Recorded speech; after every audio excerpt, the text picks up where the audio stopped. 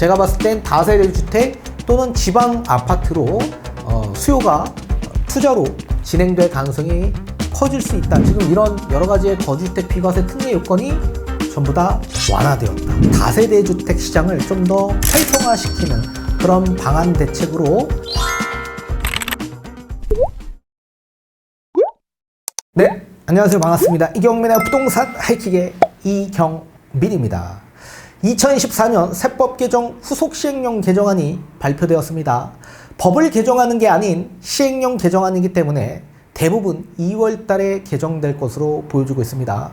지금 경기가 워낙 침체되고 있는 과정에 내수가 좀 침체되고 있고 소비가 위축되고 있고 또 여기에 부동산 시장도 악화되고 있는 과정에 세제 혜택들을 완화해줘서 뭔가 경기를 활성화시킬 수 있는 이런 시행령 개정안들이 많이 담겨져 있었습니다.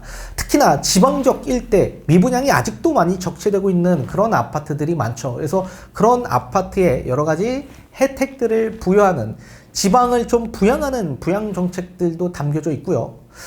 가장 중요한 게 서울 수도권 지역 일대 다세대 주택, 소형 주택에 대한 세제 혜택들을 크게 완화하는 방안들이 담겨져 있었습니다.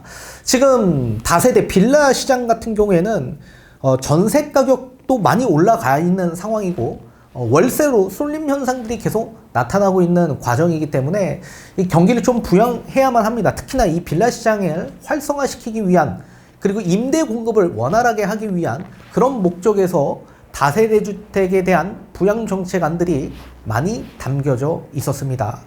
특히나 서울 수도권 고가 아파트라고 규정할 수 있는 그런 아파트에 규제 완화는 없었고 오히려 규제를 조금 더 강화하는 정책안들도 담겨져 있었습니다. 자, 어떤 내용들이 담겨져 있는지 한번 살펴보도록 하겠고, 여러분들이 알기 어려운 내용들이 많이 담겨져 있기 때문에 제가 좀 더 쉽게 판서를 통해 알려드리는 시간을 가져보도록 하겠습니다. 자, 첫 번째입니다. 고가주택 2주택자의 간주임대료 과세 대상을 구체화하는 그런 목적의 과세 형평을 제고하는 목적의 개정안을 내놨습니다. 자, 우선적으로 간주임대료 과세 대상을 기준화했습니다.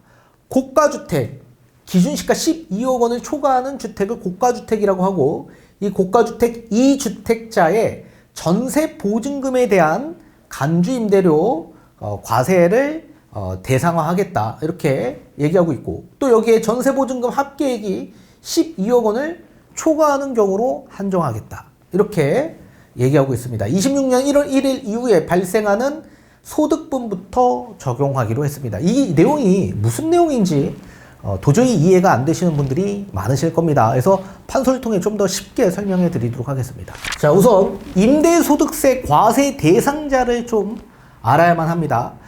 특히 월세를 받는 분들이 많이 계실 겁니다. 자, 월세를 받는다는 얘기는 실질적 소득이 발생이 되기 때문에 거기에 따른 소득세를 납부하셔야만 하겠죠.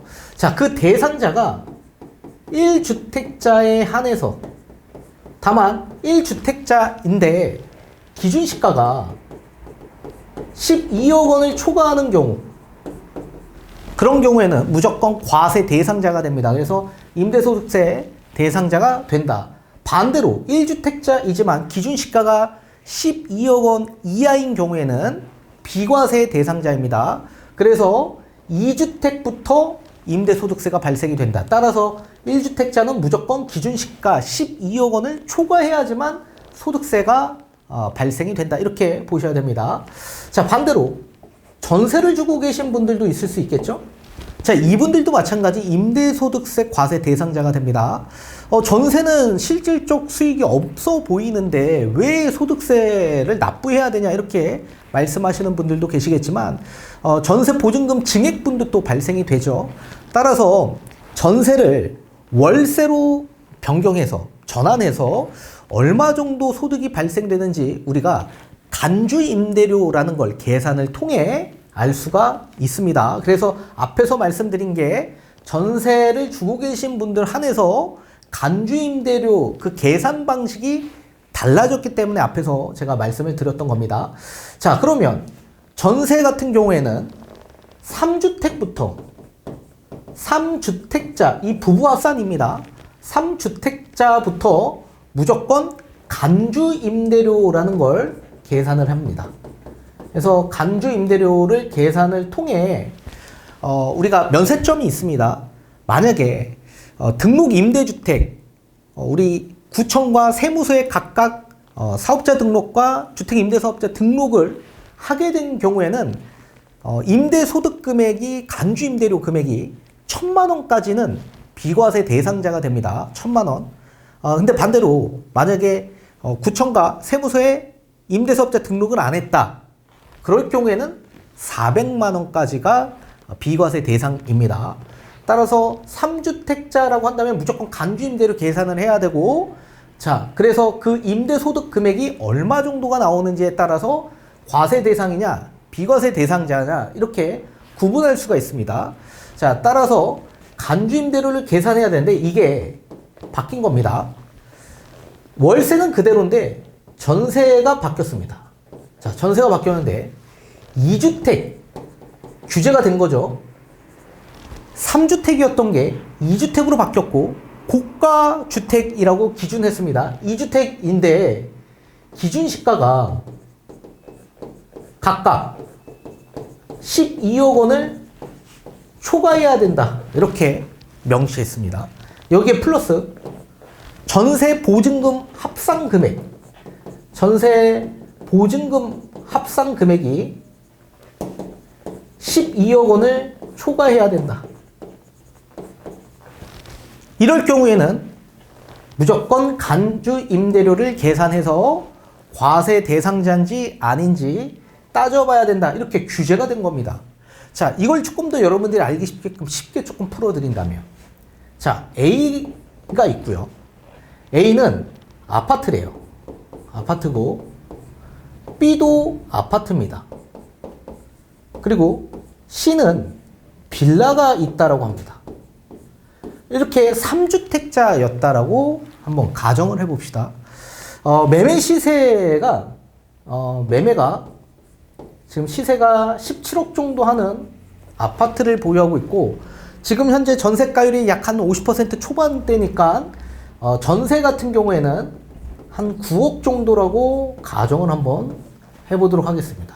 자, 요 아파트도 마찬가지 17억에 똑같이 전세 9억을 주고 있다라고 합니다. 그리고 다세대 주택의 매매 시세는 약 3억 정도 하고요. 그리고 전세 시세는 1억 5천 정도 한다라고 가정 한번 해봅시다. 자, 이렇게 3주택이 있는데 기존에는 임대소득세 과세 대상자는 3주택부터 간주임대료를 계산해야 된다라고 말씀을 해드렸죠. 그러면 지금 요 분은 무조건 A, B, C 3주택이기 때문에 간주임대료를 계산해야 되는 과세 대상자가 됩니다. 다만 전제 조건이 있습니다. 이 소형주택은 간주임대료 계산할 때 주택수에서 제외됩니다. 그렇기 때문에 조건이 좀 필요한데, 소형주택은 제외되는 조건인데 전용 면적이 40제곱미터 이하인 경우, 그리고 여기에 기준 시가가 2억 원 이하인 경우, 이런 주택은 소형주택이라고 지칭을 하기 때문에 주택수에서 제외됩니다. 따라서 A와 B 2주택으로 간주하기 때문에 지금까지는 간주임대료 계산할 필요도 없이 그냥 비과세다, 이렇게 보셔야만 합니다. 그런데 이게 26년 1월 1일 이후부터는 이런 방식으로 바뀌게 되어 있다. 그래서 C는 제외되지만 A와 B 2주택자죠. 근데 기준시가가 각각 12억 원을 초과했냐가 중요한데, 보통 매매 시세의 거의 70% 이상이 이제 기준시가로 책정이 되기 때문에 대부분 12억이 초과되는 매매 시세가 한 17억 이상 됩니다. 그래서 17억으로 기준해봤고, 여기에 전세 보증금 합산 금액이 12억 원을 초과해야 된다. 12억 원이 초과되죠. 따라서 기존에는 원래 해당이 안 됐던 분이신데 26년 1월 1일 이후부터는 해당이 됩니다. 그래서 간주임대료를 계산을 해야 되는데, 누가 봐도 그냥 이거는 소득세가 왕창 나올 수 있는 분이시다라고 보여지는데, 만약에 이런 경우가 있습니다. A 아파트에 실거주하고 있고 B 아파트에 임대로 투자를 하신 분들이 있으실 겁니다. 이런 분들은 자, 거주를 하는 아파트도 마찬가지 간주 임대료 계산할 때는 무조건 합산이 됩니다. 그런데 매매 17억, 그래서 기준시가가 각각 12억 원을 초과하는 아파트지만 A에는 실거주를 하고 있기 때문에 전세 보증금 합산 금액이 9억밖에 없습니다. B의 9억. 그렇기 때문에 만약에 A에 실거주하고 B에 투자를 하고 계신 분들은 대상자가 되지 않겠죠. 그죠? 부합되지 않기 때문에. 그런데 A에도 투자를 하고 B에도 투자를 하는 분들은 전세 보증금 합산 금액이 12억 원을 초과하기 때문에 대상자가 되는 겁니다. 그렇다면 간주 임대료를 대략적으로 한번 계산을 해보도록 하겠습니다. 우선적으로 A와 B의 간주 임대료를 한번 계산해 보면 전세 보증 금액 9억이 있습니다. 그죠? 그리고 여기 적수가 큰 금액에 3억 원을 공제합니다. 자, 3억 원을 공제한다라고 합니다. 근데 이것도 만약에 구청에 세무서에 각각 임대사업자 등록을 하거나 또는 세무서에만 등록을 하더라도요, 명의가 다르다면, 하나는 남편 명의, 하나는 아내 명의 한다면 이 3억 원 공제는 각각 적용이 됩니다. 그런데 대부분 아파트에는 임대사업자 등록을 안 하는 분들도 많고, 특히나 전세에는 세무서에 등록할 필요가 없지 않습니까? 월세가 아닌 이상. 그래서 대부분 미등록하신 분들이 많기 때문에 미등록하는 경우로 한번 산정을 해보도록 하겠습니다. 그래서 9억 원에 3억 원을 공제하고 여기에 60%를 적용하고, 그리고 정기예금 이자율 2024년 기준에서 3.5%입니다. 자, 이렇게 되면 임대소득 금액이 발생되는데, 임대소득 금액이 얼마 발생되냐? 약 1260만 원 정도가 발생이 된다. 그리고 B의 아파트는 간주 임대료를 계산해 봤더니 3억 원 공제가 안 돼서 60% 적용받고 정기예금 이자율 3.5%. 자, 그러면 1,890만 원 이렇게 발생이 됩니다. 자, 이걸 합산하는 겁니다. 자, 합산을 해봤더니 얼마가 됩니까? 3,150만 원. 자, 앞에서 제가 말씀한 것처럼 임대소득 금액이 400만 원 이하인 경우에는 비과세라고 했습니다. 근데 400만 원을 훌쩍 초과를 하죠. 3천만 원, 2천만 원 이하까지는 분리과세 또는 종합과세 중에 선택을 할 수가 있고, 2천만 원이 초과되면 이건 무조건 종합과세로 들어갑니다. 그러면 여러분들이 만약에 자영업을 하거나 개인사업, 프리랜서 같은 분들은 종합소득세를 납부하시죠? 그게 이 자금으로 포함이 됩니다. 그럼 여러분들의 세금이 엄청나게 크게 증가될 수 있게 되실 겁니다. 그리고 건강보험료까지 높아질 수밖에 없겠죠. 그래서 그런 여러 가지의 문제점들이 지금 크게 발생되었다. 따라서 고가 아파트를 두 채 사는 거는 굉장히 위험한 상황입니다. 그래서 제가 봤을 땐 고가 아파트는 투자 목적으로 보고자 하는 분들이 거의 없으실 거다. 그리고 두 번째, 오히려 다세대 주택 같은 경우, 오히려 지금 전용 40제곱미터 이하, 기준시가 2억 원 이하 이 소형주택은 미포함되기 때문에 오히려 소형주택을 취득하는 경우가 굉장히 많을 거고, 특히 정비사업에 진행되고 있는 서울주택 같은 경우에는 고액분들이 굉장히 많이 봅니다. 1주택 공시가격이 큰 고액분들, 그런 분들이 지금 2주택으로 가게 되면 임대소득세도 많이 나올 뿐만 아니라 우리 종부세도 엄청나게 많이 나올 수 있겠죠. 따라서 이렇게 고가 아파트 두 채를 가져가기가 어렵습니다. 그래서 다세대 주택을 취득해서 임대사업자를 등록하는 경우가 굉장히 많은데, 여기에 대한 혜택도 요 뒤에 가서 다시 한번 말씀을 드리도록 하겠습니다. 그래서 다세대 주택을 취득하는 경우가 굉장히 많을 수 있다. 또는 서울 외곽 좀 저렴한 지역에 아파트를 투자하는 상황도 나쁘진 않겠죠. 전세 보증금 합산 금액이 12억 원을 넘지 않으면 되는 거니까. 또는 지방 같은 지역 일대로 1주택자가 투자하는 방향도 있을 수 있을 겁니다. 근데 서울 같은 경우에는 외곽적 일대로 투자하기에는 지금 수도권 시장이 그렇게 좋아 보이진 않을 가능성이 크기 때문에 제가 봤을 땐 다세대 주택 또는 지방 아파트로 수요가 투자로 진행될 가능성이 커질 수 있다, 이렇게 볼 수 있을 겁니다. 왜 그런지는 뒤에 가서 또 살펴보도록 하겠습니다. 자, 그리고 두 번째, 양도소득세에 대해서 또 세법이 개정이 됩니다. 주택에서 주택 이외로 용도로 변경한 이후 양도한 건물의 양도소득세 과세 기준을 합리화하겠다라는 내용이 담겨져 있습니다.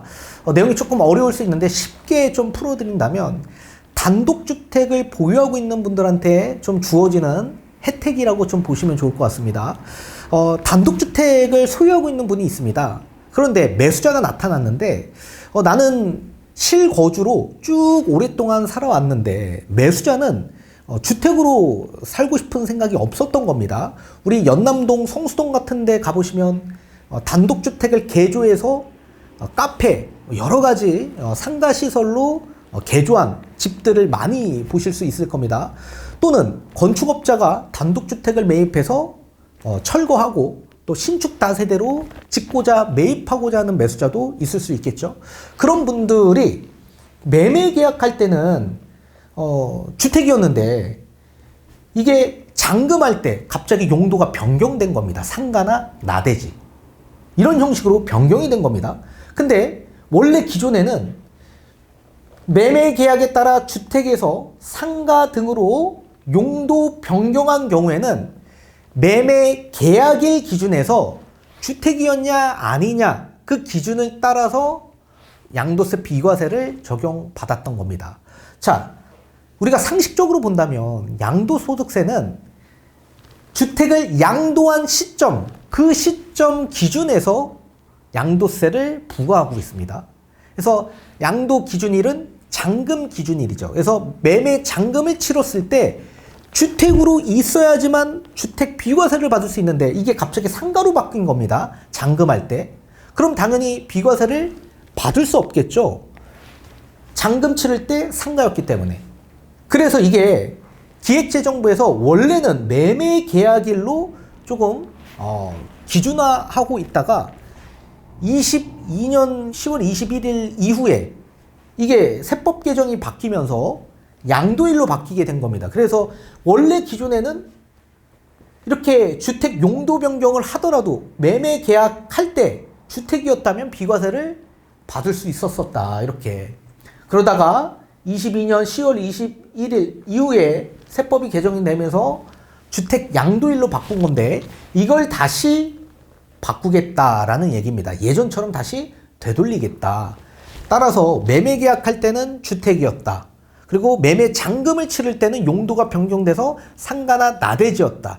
그러면 비과세를 원래 못 받았었지만 이제 다시 예전처럼 복귀해서 다시 회계해서 매매 계약일 기준의 주택이었다면 비과세를 받을 수 있게끔 법이 다시 바뀌게 됐다, 이렇게 보시면 좋을 것 같습니다. 자, 그리고 주택임대사업자의 거주주택 양도소득세 비과세 합리화에 따른 세법 개정을 하겠다. 비과세 횟수 제한을 완화하겠다라는 내용입니다. 자, 거주주택 비과세 특례라는 혜택이 있습니다. 이건 뒤에 가서 제가 쉽게 좀 설명을 드릴 거고, 여러 가지 요건이 있습니다. 일단 첫 번째는 2년 이상 거주해야 되는 주택에 한해서 비과세를 받을 수 있는데, 장기 임대주택으로 나머지는 등록을 해야만 하고요. 생애 최초 한 번으로만 제한하고 있습니다. 그리고 장기 임대주택은 사업자 등록해야 되고 임대 증가율 5% 이하로 준수해야만 하고요. 지금 현재 10년만 뭐 가능하다, 이렇게 얘기하고 있고요. 또 횟수 제한 없이 거주주택 비과세 계속적으로 적용받을 수 있다라는 내용입니다. 자, 이게 다주택은 비과세를 받을 수 없죠. 우리가 집이 한 채만 있을 때 비과세를 받을 수 있습니다. 그래서 소득세법 시행령 154조 1항에 따라 1세대 1주택 한해서만 비과세를 받고, 또는 155조에 따라 일시적 2주택에 따라서만 비과세를 받을 수 있죠. 그런데 집이 두 채가 있고 세 채가 있을 때도 예외 조건으로, 특례 요건으로 비과세를 받을 수 있는 여러 가지 요건들이 있습니다. 그 중에 임대사업자를 등록을 했을 때 비과세를 받는 방식이 있습니다. 그 방식이 바뀐 거다라고 말씀을 드리고, 또 여기에 단기 민간임대주택, 요것도 이제 뒤에 가서 얘기 드리겠지만, 요 단기 임대주택도 등록을 하면 혜택을 부여하겠다라는 내용이 있습니다. 영시행일 이후 양도하는 분부터 적용한다. 2월달 이후에 아마 바뀔 겁니다. 자, 쉽게 설명드리도록 하겠습니다. 자, 앞에서 보신 것과 같이 거주주택 비과세 특례 요건이 완화가 되었습니다. 여러 조건이 충족돼야지만 비과세를 받을 수가 있습니다. 우리 보통 소득세법 시행령 154조 1항에 따라 1세대 1주택자만 비과세를 받을 수가 있죠. 근데 155조에 따라 일시적 2주택자도 양도세 비과세가 가능합니다. 근데 155조 또 여러 항에 따라서 2주택, 3주택자 이상자라고 하더라도 특례 요건에 따라 비과세를 받을 수 있는 요건이 생겨 있습니다. 근데 지금 이 거주주택 비과세 특례 요건은 다주택자라고 하더라도 비과세를 받을 수 있는데 그 조건이 좀 필요합니다. 자, 몇 가지 조건을 조금 설명해 드릴 텐데, 일단 첫 번째, 거주하는 주택. 내가 지금 거주하고 있다. 그 주택은 2년 이상 거주하셔야만 합니다. 그리고 두 번째, 우리 임대 개시일 당시 기준 시가 6억 원 이하, 요게 충족이 돼야만 합니다. 그리고 세 번째, 구청과 세무서 각각 임대 등록을 한 구청, 세무서에 각각 임대 등록을 해야 된다. 그리고 네 번째, 임대료 증액을 5% 이내로 해야만 합니다.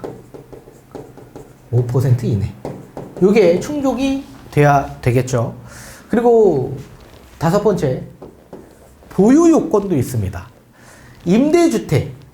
요 임대주택을 보유해야 되는데, 우리 2020년 7월 10일 부동산 정책이 나왔는데, 그 당시에 이 주택임대사업자를 투기 세력으로 지칭을 하고 규제를 강화하면서 이 소형주택을 제외한 아파트는 아예 폐지하도록 하겠다라고 발표를 한 적이 있습니다. 그리고 실제 8월 18일 이후에 이제 폐지가 되었죠.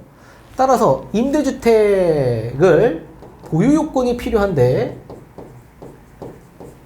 2020년 7월 10일 이전, 2020년 7월 10일 이전에 등록한 주택들이 있을 겁니다. 임대사업자로. 그분들은 무조건 5년 이상 보유해야 된다. 5년 이상. 그리고 2020년 7월 11일에서 2020년 8월 17일 요 이전에 등록한 주택은 8년 보유하셔야 되고요.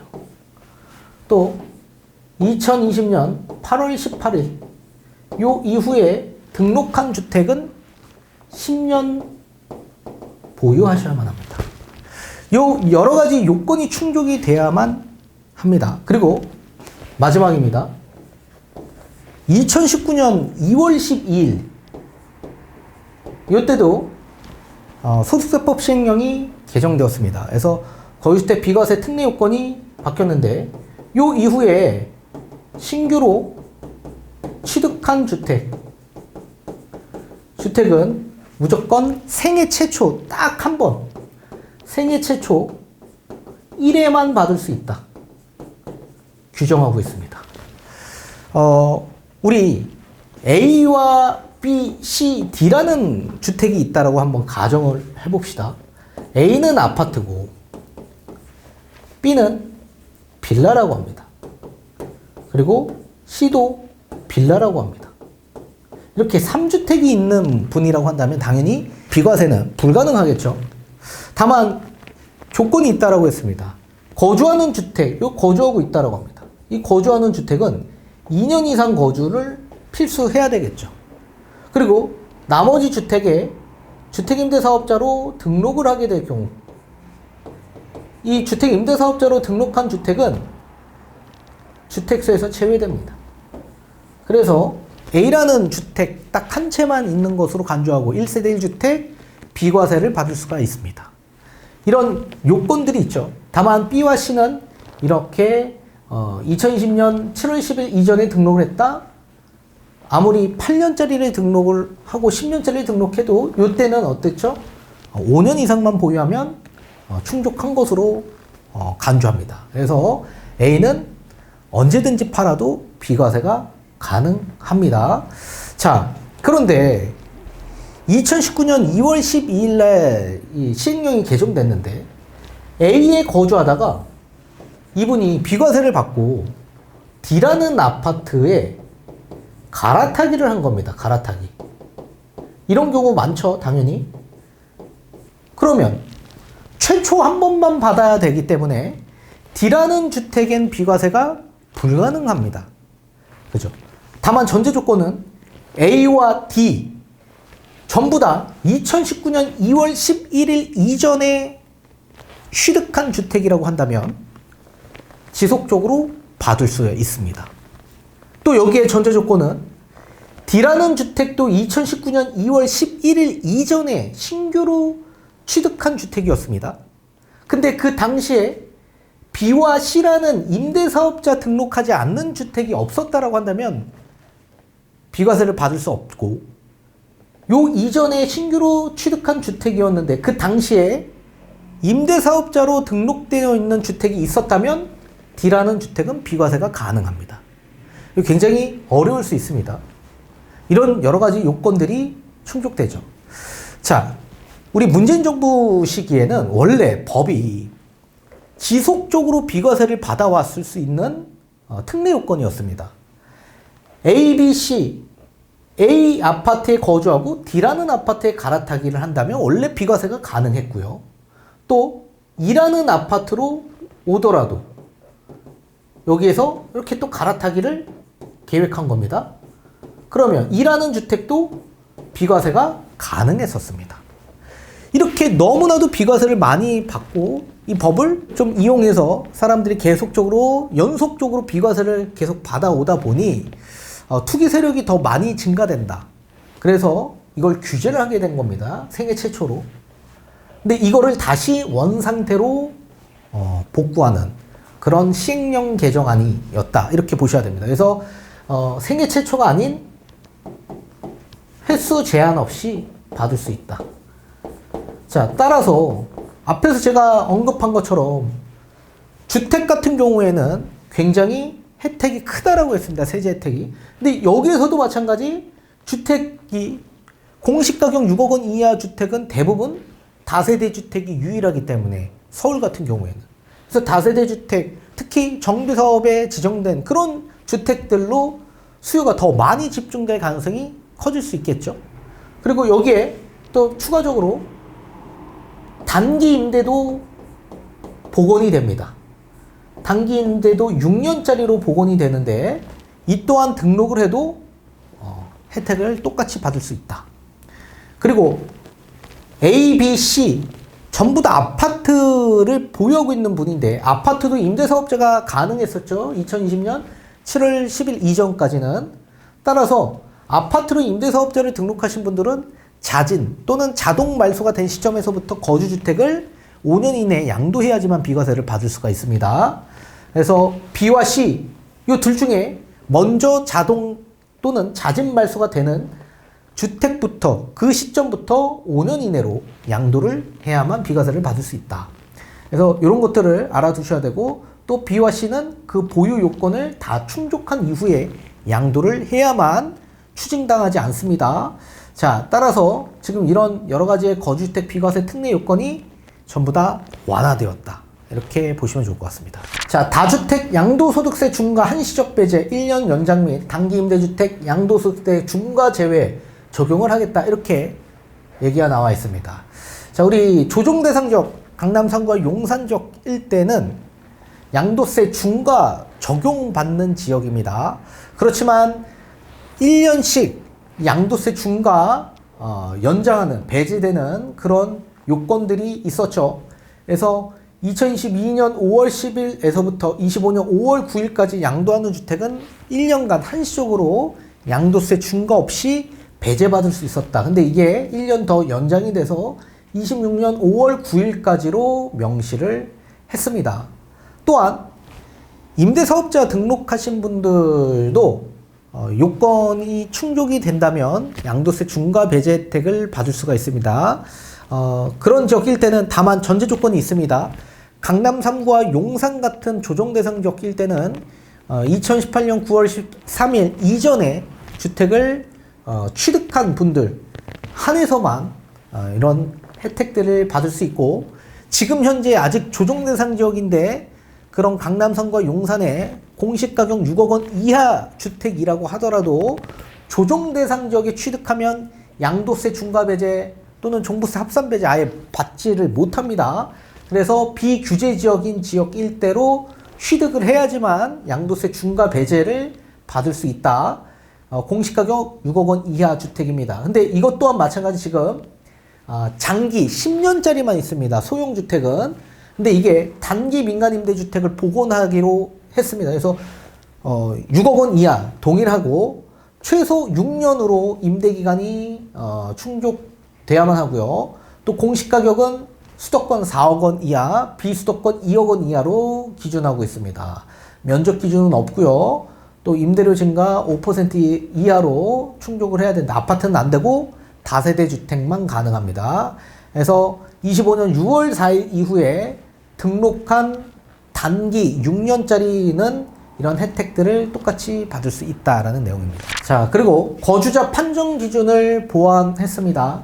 우리가 1세대 1주택 비과세를 받기 위해서는 해외에 뭐 거주하고 있건 영주권이 있건 상관이 없습니다. 국내에 거주자냐 비거주자냐에 따라서 비과세를 혜택이 달라지는 겁니다. 자, 거주자의 정의는 해외에 아무리 오랫동안 살고 있다라고 하더라도 국내에 주소지가 있거나 또는 1과세 기간 1월 1일부터 12월 31일 이 과세 기간 중 183일 이상만 거소를 한다면, 국내에 183일 이상 띄엄띄엄 1년 동안 거주를 하는 개인이라고 한다면 거주자라고 지칭을 하고 비과세 혜택을 받을 수가 있습니다.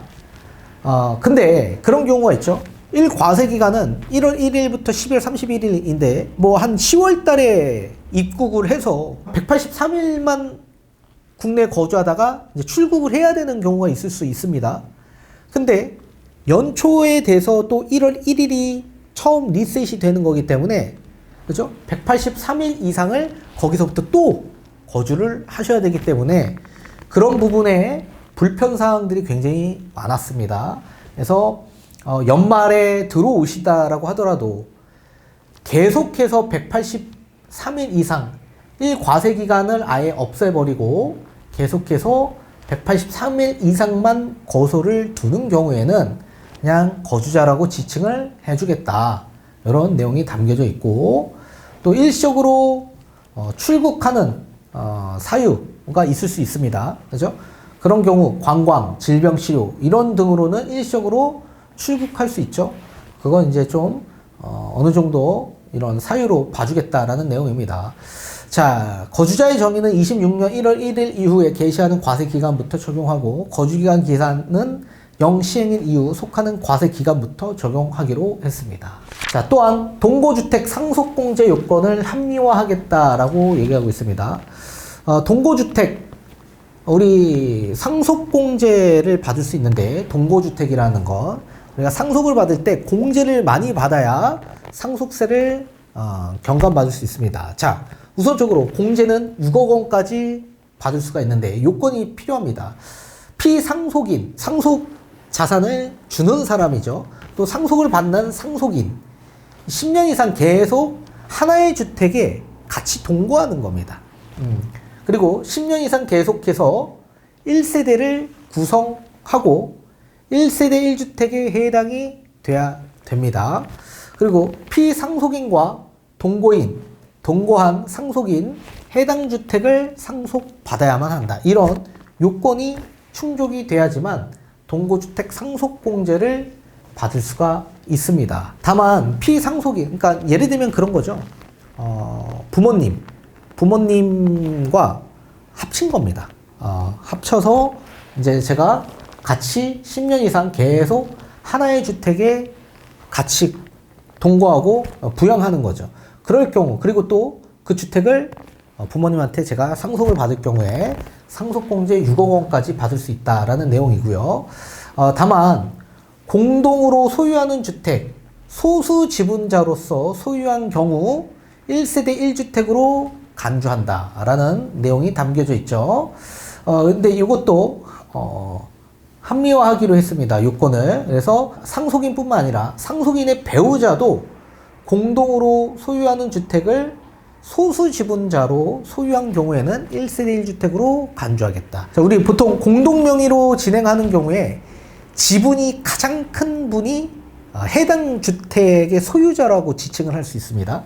근데 이제 소수 지분자, 예를 들면 가장 지분이 많은 사람이 70%고 그리고 15% 이렇게 있다라고 한다면 나머지 15%는 소수 지분자라고 지칭을 할 수 있죠. 그런 분들은 상속주택을 받는다라고 하더라도 그 주택은 주택으로 치지 않습니다.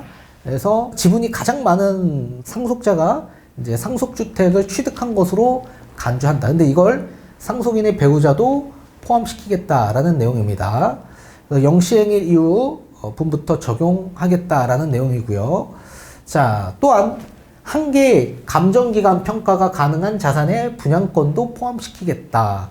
우리가 상속을 받는 경우에 또는 뭐 증여받는 경우, 그런 경우 감정을 받습니다.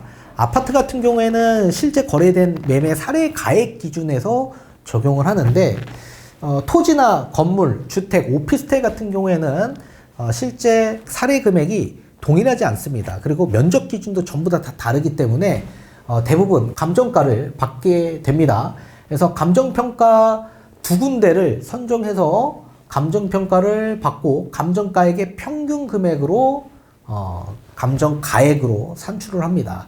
근데 이제 기준시가 10억 원 이하인 경우에는 한 개 이상의 감정기간만 선택해서 감정을 받으면 됩니다. 근데 거기에 공급계약서상 공급가액이 10억 원 이하인 분양권도 포함시켜 주겠다라고 지금 명시하고 있는 겁니다. 그래서 영시행일 이후 상속이 개시되거나 증여받는 분부터 적용하기로 했습니다. 또 종합부동산세법 시행령에 있어서 종부세 합산배제 대상을 확대시켜 주겠다라고 얘기하고 있고요. 뭐 건설임대주택은 본인이 건설해서 임대하는 경우니까 그건 제외하고 우리가 이제 등록하는 매입형 임대주택 공시가격 6억 원 이하, 그죠? 10년 이상 임대해야 되고 5% 이하. 그런 경우에는 종부세 합산배제를 받을 수가 있습니다. 근데 30호 이상 임대를 하게 될 경우에 공시가격을 9억 원 이하로 이제 기준해서 진행해주겠다 이렇게 얘기하고 있습니다. 영시행일 이후 납세 의무자가 성립하는 분부터 적용하기로 했습니다. 자, 단기 민간임대주택도 종부세 합산배제를 받을 수 있게 되었습니다. 민간 매입임대주택 공시가격 6억 원 이하 10년 이상 임대해야 되고 5% 이내로 해야 되지만 6년짜리 단기 민간임대주택이 또 나왔다. 그래서 수도권은 4억 원 이하, 조정대상 지역은 제외됩니다. 그래서 최소 6년 이상만 보유하면 종부세 합산배제 똑같이 받을 수 있습니다. 다만 영시행일 이후 납세의무자가 성립하는 분부터 적용을 합니다. 보통 우리 종부세 과세 기준일이 6월 1일인데 이게 지금 언제 적용을 받냐면 6월 4일부터 등록이 가능합니다. 그래서 과세 기준일을 넘어서 이제 등록을 해야 되는 거기 때문에 경과 규정으로 2025년 9월 31일까지 등록한 단기 6년짜리에도 똑같이 요 종부세 합산배제를 적용해 주겠다라는 내용입니다. 6월 1일 기준에서 임대사업자 등록이 돼야만 하는데 6월 4일부터 등록이 되기 때문에 원래는 혜택을 받지 못하죠. 그래서 예외 조건으로 25년 9월 30일까지 등록하는 단기 민간 임대주택에도 적용해 주겠다라는 내용입니다. 자, 1세대 1주택 특례가 적용되는 지방 저가주택 대상을 확대하겠다라고 얘기하고 있습니다. 공시가격 3억 원 이하 기준을 4억 원 이하 수도권 밖 지역 중에 광역시랑 특별자치시가 아닌 지역들, 그런 지역 위주로 이제 받을 수 있다. 영시행일 이후 납세 의무자가 성립하는 분부터 적용됩니다. 자, 주택분에 대한 세부담 상한 계산 방식을 보완하기로 했습니다. 자, 우리 보통 세부담 상환 작년에 내가 냈던 총 세액 상당액, 그러니까 세부담 상환액을 적용하지 않는 재산세 플러스 종부세 요 합산한 금액의 150%를 초과하지 못하도록 만든 제도입니다. 그래서 만약에 작년에 총 세액 상당액이 예를 들면 한 1,000만 원이 나왔다 예를 들면, 그러면 올해 아무리 많이 나와도 150% 1,500만 원까지만 나올 수 있도록 이런 세부담 상한을 기준 삼고 있습니다. 근데 이거를 조금 더 완화해 준 거죠. 세부담 상한액과 과세표준 상한액을 적용하지 않는 재산세 플러스 종부세 요 기준으로 정비하겠다라는 내용입니다. 자, 인구감소 지역 주택 취득자에 대한 과세 특례가 있습니다. 1주택자 같은 경우에는 24년 1월 4일에서 26년 12월 31일까지 인구 감소 지역 내 주택을 취득하게 될 경우에 1세대 1주택 특례 적용을 해주겠다 해서 비과세 및 장기보유 특별공제 80%, 종부세는 기본공제 12억, 그리고 고령자 장기보유 세액공제 80%까지 적용해주기로 했습니다. 자, 이건 이미 진행되고 있죠. 자, 따라서 1주택자인데 인구 감소 지역의 주택을 취득하면 2주택이지만 주택세에서 제외되는 특례 혜택을 부여하고 1주택으로 간주하고 이런 혜택을 부여해 주겠다라는 내용이 담겨져 있습니다. 자, 25년 1월 1일 이후 분부터 적용받는 거죠. 자, 그리고 비수도권 준공 이후 미분양 주택에 대한 과세 특례 혜택입니다. 또한 1주택자가 24년 1월 10일에서 25년 12월 31일 수도권 밖에 준공 후 미분양 주택을 취득하게 될 경우 1세대 1주택 특례 요건 적용받기로 했습니다. 자, 이것도 받을 수 있고, 또 전용 면적 85제곱미터 이하, 취득가액 6억 원 이하, 최초 매매 계약 체결자여야 되고요. 또 사용검사 확인증을 받아야 되고, 받은 날 또는 사용 승인서를 받은 날까지 분양계약이 체결되지 않아 선착순으로 공급하는 미분양 주택이어야만 합니다. 그리고 시장 군수 구청장이 매매계약서에 준공 이후에 미분양된 사실 확인을 한 날인이 있어야만 합니다. 그래서 25년 1월 1일 이후에 결정 또는 경정하는 분부터 적용받기로 되어 있습니다. 자, 이렇게 2014년 세법 개정 후속 시행령 개정안을 살펴봤습니다. 뭐 어려우면 또 어려울 수 있는 내용들이지만 판소리를 통해 조금 더 알기 쉽게끔 좀 쉽게 좀 풀어드렸는데, 지금 이렇게 내용들을 좀 살펴보니까 이젠 지금 정부가 원하는 건 고가 아파트가 아니라 지금 아직도 침체되어 있는 지방시장 또는 다세대 주택 시장을 좀 더 활성화시키는 그런 방안 대책으로 세제 혜택들을 부여하는 완화 혜택을 부여했다, 이렇게 보고 있습니다. 그래서 이런 부분에 있어 아마 수요 심리가 조금 더 이 고가 아파트에서 이런 시장으로 시간이 점차 흘러가면 흘러갈수록 수요가 이동할 가능성이 있을 거다, 이렇게 저는 생각을 합니다. 그래서 이런 부분에 우리가 조금 더 정확하게 신경을 쓰고 또 집중하고 또 매매해야 되고 또 투자해야 되는 분들 입장에서도 이런 부분을 혜택들을 받고 좋은 기회 또 좋은 투자처 잘 선점하셨으면 좋겠습니다.